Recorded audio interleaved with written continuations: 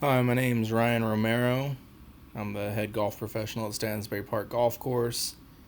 This is my analysis of the junior clinic that I observed recently at Stansbury Park Golf Course. And this is one of my portfolio assignments for my PGA PGM Level 1. So here we go. Get into this.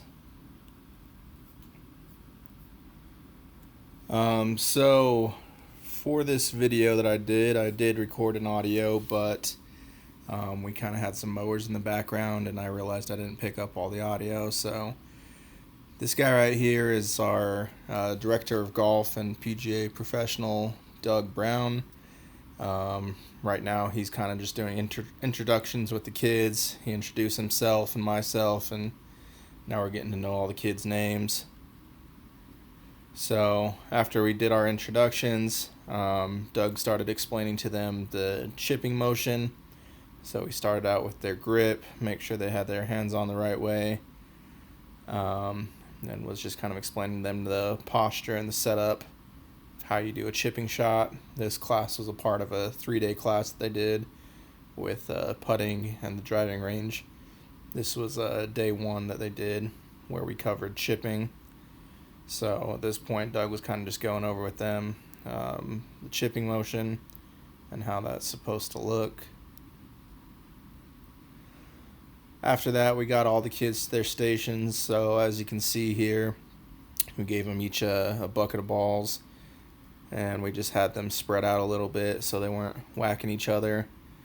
Got them all set up in each one of their positions here so they could start hitting some chip shots. All the kids were hitting to the same hole. I'm set up filming just beyond the hole where they're chipping at, and Doug's going ahead and explaining more to them kind of the motion of what they're supposed to be doing. And then something I liked that Doug did is he had all the kids chip at the same time on the count of 3.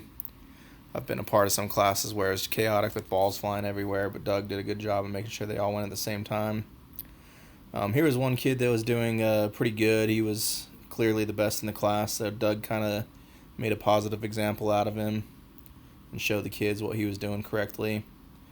And then here's me helping out. I was telling them that I was seeing a lot of flipping motion with their hands, so that's where I kind of stepped in and said, let's keep our wrists straight and not flip so much to help us get out of that thick rough that they're chipping out of. I realized that when you give the kids easy to digest information, things that they understand, they really do a lot better when it comes to applying those practices and hitting better chip shots. So I'm just continuing to explain that chipping motion to them before we send them back to their stations here.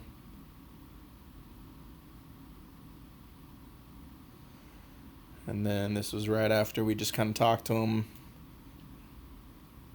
just trying to get them to do that chipping motion a little bit better. And then here's my analysis of the whole class coming up here soon.